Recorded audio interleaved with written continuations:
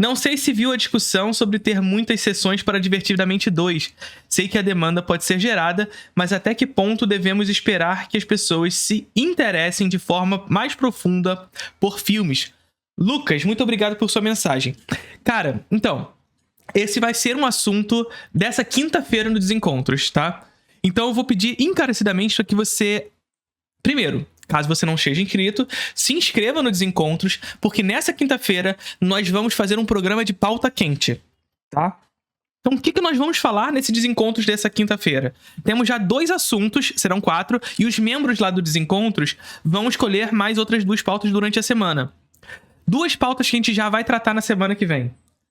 Sobre a questão dos podcasts, sobre toda a polêmica que rolou, sobre a galera do Podpah não ser preparada o suficiente para entrevistar o Wagner Moura e etc. E aproveitar para conversar um pouquinho sobre o próprio Desencontros, sobre toda essa polêmica. Então, essa é uma coisa que a gente vai discutir, essa é uma pauta que a gente vai discutir lá na quinta-feira. O que a gente acha disso tudo, se a gente concorda, se a gente discorda e etc e tal. Então, não percam esse Desencontros de quinta-feira, vai estar muito legal. E a questão de Divertidamente também já é uma pauta nesse Desencontros, tá? O que eu posso dizer pra você de imediato, Lucas, é que, enfim, a demanda é gerada, e ela é gerada pela oferta.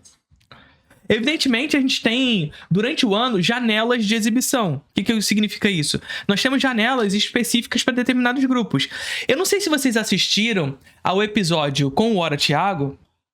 Só um segundo. Obrigado. Eu não sei se vocês assistiram ao episódio com o Hora Thiago, e lá eu falei pra vocês que nós estamos no momento onde a sala do cinema vive uma crise, certo? E eu tô falando aqui de uma crise do próprio modelo. Eu não tô falando de crise de criatividade, nada disso, tô falando de crise de modelo. E que, em momentos de crise, o capitalismo e, portanto, o mercado exibidor no cinema tende a ofertar mais produtos. E, portanto, mais filmes. Nós tendemos a ver, em momentos de crise, mais diversidade nas salas de cinema. E no mesmo episódio, com o Hora Thiago, eu não sei se vocês lembram, eu falei. O capitalismo, por outro lado, oferta mais, mas tende a ir na direção da construção de um novo padrão. Que padrão será esse? E aí lá no programa eu disse, vejo que hoje o mercado está encontrando, na verdade, as suas maiores possibilidades no cinema de autor. Isso já aconteceu na história de Hollywood. Lá na Nova Hollywood da década de 70. Não sei se vocês lembram. Se tem uma coisa que vocês sempre me perguntam é se há algum serviço streaming que vale a pena ser assinado. E o que eu sempre respondo a vocês é que nos dias de hoje, um bom diferencial para um serviço streaming é uma boa curadoria. Um streaming que não só vai te dar acesso a filmes, mas que vai te fazer conhecer esses filmes. E isso você encontra na Filmica. Com uma nova interface na web e nos apps, estando disponível para Android, iPhone, Android TV, Apple TV, Chromecast, Fire TV, e que nas próximas semanas estará disponível nos aplicativos para Samsung e LG, a curadoria da Filmica conta com um catálogo diverso que te fará conhecer, por exemplo, a novela vague tcheca, da aclamada diretora Vera Chytilová e seus filmes As Pequenas Margaridas, e também Milos Forman com O Baile dos Bombeiros e Amores de uma Loira. Além disso, você encontra mais de 10 filmes da aclamada diretora belga Chantal Akerman, inclusive o eleito melhor filme de todos os tempos pela Sight and Sound, Jeanne Dielman. Além de outros filmes que amo, como Cria Corvos, do Carlos Saura, e muito mais. Muito mais. Agora, o mais importante disso tudo, a Filmica está com uma promoção maravilhosa, diga-se de passagem, para o seu passe anual. Fazendo a sua assinatura via Pix, você tem acesso a todo esse acervo e curadoria por apenas R$ 84. Um ano de acesso por R$ 84. Mas corre que essa promoção vai apenas até o dia 31 de julho. O link para você conhecer a Filmica e assinar o pacote anual está aqui na descrição. Agora vamos voltar para o vídeo. o cinema hollywoodiano entrou em crise em determinado momento, crise proveniente muito dos métodos do Código Reis, desse sistema de autocensura, que já não se sustentava em um momento onde se acendeu a televisão, que não tinha que seguir o Código Reis, no momento em que se acendeu as novelas vagas pelo mundo e todas as temáticas de liberdade sexual, por exemplo, de amor livre.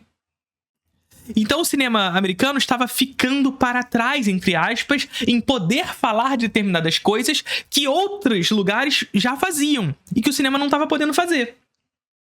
Inclusive tem aula sobre isso no Introdução ao Cinema, sobre Código Reis.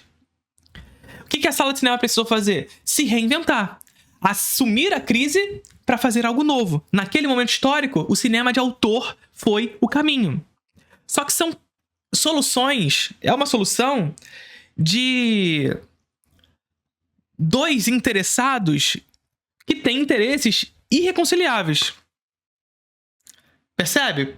O interesse do autor e o interesse do mercado. São interesses irreconciliáveis. E hoje eu estou vendo um caminho ligeiramente semelhante. Nós vemos que no pós-pandemia, e portanto, no momento em que a sala de cinema se apresenta de fato enquanto crise, quais são os filmes de maior bilheteria? Nós temos Avatar 2, dirigido por James Cameron, um autor da história do cinema. Um grande autor da história do cinema, de blockbuster no cinema, hollywoodiano sobretudo. Nós temos Barbie, uma grande autora do cinema contemporâneo. E veja só, quando eu tô falando isso tudo, eu tô falando de autores, eu não tô falando necessariamente que são bons autores, tá? Porque, por exemplo, eu vou citar agora. Nós temos Oppenheimer, batendo quase bilhão, do Christopher Nolan, que é um autor. Gostando ou não de Christopher Nolan, é um autor. Percebe? Então, nós estamos vendo que no cenário pós-pandemia, o mercado distribuidor, mas também o mercado produtor, os estúdios, estão investindo em filmes de autor. E são esses filmes de autor, de grandes autores, diga-se de passagem, que estão conseguindo conquistar público. Eu estou dizendo que essa será a regra daqui por diante? Não, não necessariamente. Os estúdios permanecem tentando encontrar novas franquias, por exemplo, como o Planeta dos Macacos, que não está mais na mão do Matt Reeves, está em um outro autor. Percebe? Mas também nós vemos autores tendo dinheiro na mão para fazer seu filme e fracassando, como George Miller, com Furiosa. Agora, o que é possível perceber é que grandes bilheterias no pós-pandemia estão tendendo a ser bilheterias onde autores tiveram a mão. Mas, além disso, Lucas, e o que isso tudo tem a ver com Divertidamente 2? Além disso, perceber que, naquele ano, Barbieheimer, que ficou marcado pelo Barbieheimer, nós tivemos um outro evento que foi esquecido, assim, no imaginário popular por conta de Barbieheimer, mas que, na verdade, foi uma bilheteria do ano, que foi Mario. E aí, lá no episódio do Desencontro, eu falei sobre isso. Sobre como a indústria hoje está encontrando no cinema de autor, mas também na animação, esse retorno das salas. Esse retorno do bilhão. A tentativa de encontrar esse padrão. Percebe? E é evidente, nós temos janelas de exibição durante o ano onde o cinema de animação faz sucesso, porque são as férias escolares, sobretudo as férias escolares no norte global. Percebe? E aí, a Disney Pixar lança Divertidamente 2 esse ano, que é um filme que tende a bater todos os recordes mais uma vez. Só que, mais uma vez, é um filme que tende a bater todos os recordes, mas a demanda se cria pela oferta. É mostrar, esse aqui é o filme possível para ser assistido, e todo mundo vai assistir. É hoje o único filme de animação em cartaz. Semana que vem estreia Meu Avado Favorito 2, que tende a ter uma boa bilheteria no Brasil também. Por quê? Por conta da janela de exibição das férias escolares do Norte Global, mas também porque vai entrar numa disputa ali com o Divertidamente 2. Todas as crianças já vão ter assistido Divertidamente 2. E aí vem mais um malvado favorito pra entrar nessa disputa e teremos boas bilheterias pra esse filme, pode anotar. Porque vai ser mais um filme que vai sequestrar salas de cinema. Não todas, porque vai ter a disputa com Divertidamente 2. Que já vai ter passado pelo menos uma semana em cartaz. E vai poder abrir espaço pro meu malvado favorito. Mas percebe que há um movimento do mercado pra ocupar essas salas por lobby. Porque o mercado é monopolizado. E esse mercado está tentando encontrar esses padrões. E ele sabe que esses filmes são sucesso garantido. Ele sabe que esses padrões já estão consolidados. Férias escolares e filmes com um aspecto nostálgico. Divertidamente 2, não sei se vocês assistiram, mas é um filme que superficializa todos os debates do primeiro filme. Busca uma conexão meio que universal dos temas. Evidentemente, quando a gente fala conexão universal com os temas, nós estamos falando de uma escolha específica do que significa ser universal. Percebe? Não existe tema universal. Existem temas ditos universais. Por quê? Porque temas universais marcam especificamente o interesse de um determinado grupo. E aí o Divertidamente 2, por exemplo, trata da vida de Riley, a mesma Riley lá do primeiro filme, na puberdade. Só que a puberdade é um tema de fato no filme? Não é. Porque para tratar de puberdade de uma jovem que deixa de ser criança e passa a ser adolescente, vai ter que se tratar de temas que são tabus na sociedade. E esses temas não são tratados. Por quê? Porque incomodam. E não dá para tratar desses temas que incomodam, sobretudo hoje que está se encontrando novos padrões, nesse contexto.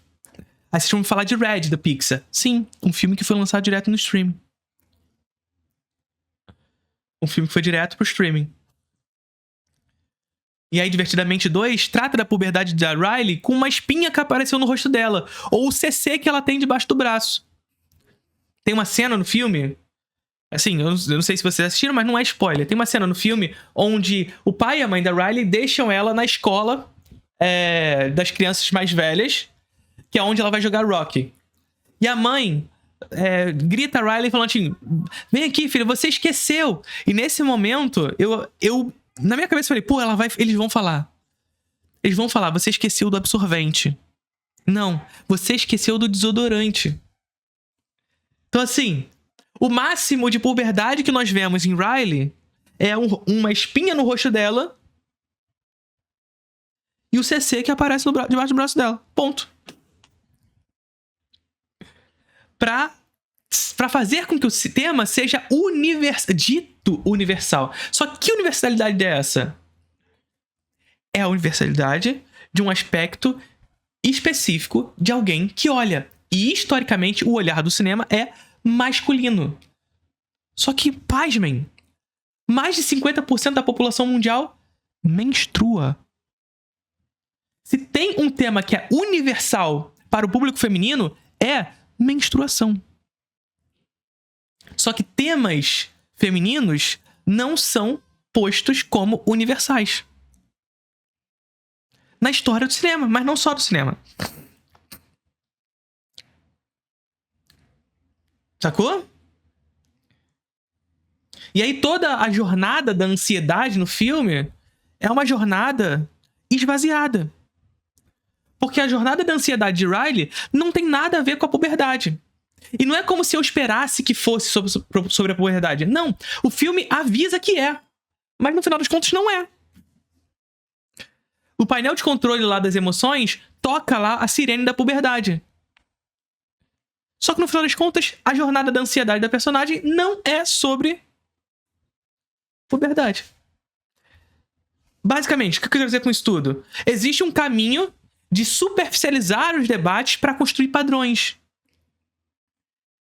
um padrão que já é estabelecido pela indústria, que é o cinema de animação num cenário de férias. Sobretudo no norte global, mas aqui também tem as férias de julho. Porque o filme com certeza vai entrar pelas férias de julho. Percebe, Lucas? Então, é isso. Nós vemos um cenário hoje de crise da sala de cinema. A sala de cinema ainda está em crise, apesar de nós vermos alguns filmes batendo bilhão durante esse período, mas com muito menos frequência. Nós vemos com muito mais frequência filmes decepcionando nas bilheterias do que, de fato, batendo esses recordes. Percebe? Nós temos, para citar outros filmes assim com caráter autoral, por exemplo, John Wick, que são filmes relativamente baratos e que têm batido grandes bilheterias. Nós vemos hoje, por exemplo, um retorno das comédias românticas batendo grandes bilheterias. Todos Menos Você é um filme que custou 35 milhões de dólares e que bateu mais de 200 milhões de dólares nas bilheterias. Percebe? Existe um caminho onde a indústria está tentando encontrar esses novos padrões, que não necessariamente está no bilhão, mas na lucratividade. No quanto eu posso gastar menos para lucrar mais, por exemplo. Mas também encontrar nesses grandes projetos autorais. Como Barbenheimer, como o Top Gun, Maverick. Porque o que eu posso dizer pra vocês, que se tem um ator hoje que leva pessoas ao cinema, é o Tom Cruise. O Tom Cruise é um ator-autor. Se tem um ator hoje que leva pessoas ao cinema, é o Tom Cruise. Então nós tivemos Top Gun Maverick, nós tivemos Barbenheimer, nós tivemos Barbie, nós tivemos John Wick, nós tivemos o retorno das comédias românticas com Todos Menos Você, e nós tivemos Mario. E hoje, Divertidamente 2. Os padrões... O que há de novidade é a indústria retornando aos autores. Essa é a novidade. A novidade é a indústria retornando aos autores. Mas ela segue tentando investir em padrões previamente estabelecidos, que é o caso de Planeta dos Macacos, que é o caso das animações. E, sobretudo, no cenário das férias, são sucessos quase garantidos. Beleza, Lucas? Então, beleza. Tá vendo aquele vídeo ali? Exclusivo pra membro. Tenho certeza que você vai gostar. Curtindo o vídeo? Divertidamente 2, com milhares de salas e lucrando muito, deu mais munição pra galera anticota de telas gritar oferta e demanda. Isso não enfraquece os agentes sociopolíticos que lutam pela heterogeneização das escolhas? Raul, como eu disse, eu respondi mais ou menos essa pergunta na pergunta acima do Lucas Félix. E a gente vai falar sobre isso de maneira ainda mais aprofundada na quinta-feira, no Desencontros. No Desencontros a gente vai falar... Essa quinta-feira do Desencontros vai ser um desencontro de pauta quente. Tá? E então a gente vai falar sobre, por exemplo, toda a discussão que surgiu com relação aos podcasts, né?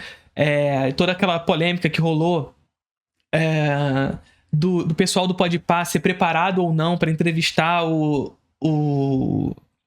Wagner Moura e outros convidados, etc e tal. A gente vai falar se a gente concorda ou não com essa visão. Inclusive falar um pouco sobre a nossa experiência com podcast nisso tudo. E a gente vai falar sobre esse domínio de Divertidamente nas salas de cinema. Eu já falei um pouquinho sobre isso aqui nessa live. Você é membro, se você quiser, você pode até voltar um pouquinho e assistir a parte que eu falei sobre isso. Mas essa lógica de oferta e demanda, a gente já sabe que assim, existe oferta e demanda? Claro que existe, mas a gente sabe que a oferta cria demanda, sabe? A demanda, ela não está necessariamente sempre posta na sociedade. As demandas são criadas por uma relação de oferta. Percebe? E aí, eu vi no Twitter, por exemplo, uma pessoa falando que há um filme hoje em cartaz que é um filme da... Eu esqueci agora qual é o nome do filme. Mas é um filme de comédia brasileiro. E aí a pessoa justificando, não pode ter quantas telas, porque é isso aqui que vocês querem que as pessoas assistam e mostrem esse filme brasileiro. E eu sempre me pergunto, cara, pô, é sério que essa é a sua justificativa? Por que isso? Farofeiros 2 teve mais bilheteria do que Duna 2. A justificativa é essa? Então vamos falar sobre a realidade. Vamos discutir a materialidade. Vamos discutir o que verdadeiramente acontece. E o que verdadeiramente acontece é Farofeiros 2 tendo mais bilheteria do que Duna 2 no Brasil. O que verdadeiramente acontece é Nosso Lar 2 e Minha Irmã e Eu batendo mais de 50% do público para cinema no Brasil no mês de janeiro e fevereiro. Essa é a verdade. Essa é a verdade. Que não dá pra escapar. Porque é a verdade. E aí vocês vão... Qual é a equivalência que se faz? Farofeiros 2 também é comédia besterol brasileira. Então o problema não é demanda. Porque brasileiro gosta de filme brasileiro. Ele só não tem oferta. O brasileiro só não tem oferta. E quando eu digo oferta, não é ter uma sala disponível. É ter uma sala com horário bom, horário nobre da sala do cinema. Um filme que ocupa algumas salas, que tenha divulgação. Porque senão é evidente, o monopólio vai ganhar o mercado. Porque oferta e demanda não se dá de maneira natural. Quem tem o monopólio da produção e da distribuição vence a disputa. Porque tem mais condições de disputar. Ponto. Ponto.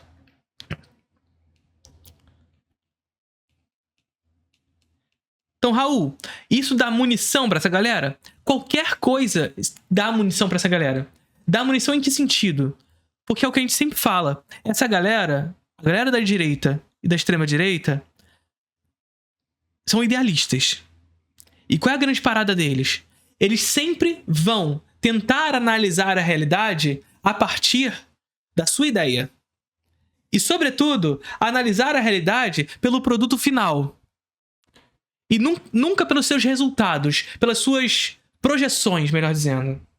Pelo seu processo. O que eu quero dizer com isso? Mais uma vez. O filme brasileiro de comédia pastelão que está em cartaz não tem bilheteria porque é ruim. É sério. Que o critério de bilheteria é classificado pelo quanto o filme é bom ou ruim? Pelo amor de Deus, gente, a gente já passou dessa fase. Vai olhar a lista de maiores bilheterias de todos os tempos. A gente já passou dessa fase. Não tem como discutir que a bilheteria tem alguma ligação com qualidade. Não dá mais pra discutir isso. Já deu. Passou. Já passou. É só olhar as maiores bilheterias de todos os tempos. E não precisa ser Estados Unidos, mundo, não, Brasil. As maiores bilheterias de todos os tempos no Brasil. São os melhores filmes brasileiros? Evidentemente que não. Bilheteria não atesta qualidade. Bilheteria atesta público. Qualidade não atesta público. É claro que um filme de qualidade pode levar pessoas ao cinema. Mas não é isso que determina. O que determina é uma lógica de mercado. A qualidade pode fazer o boca a boca, por exemplo, acontecer. Mas o que determina é uma lógica de mercado. O quanto determinado agente de mercado tem a capacidade de monopolizar o mercado exibidor. Falar assim, mercado exibidor, eu quero 90% das salas. Porque é um monopólio. E o monopólio provoca também um monopólio das escolhas. Então as demandas são construídas. E elas são construídas pela oferta.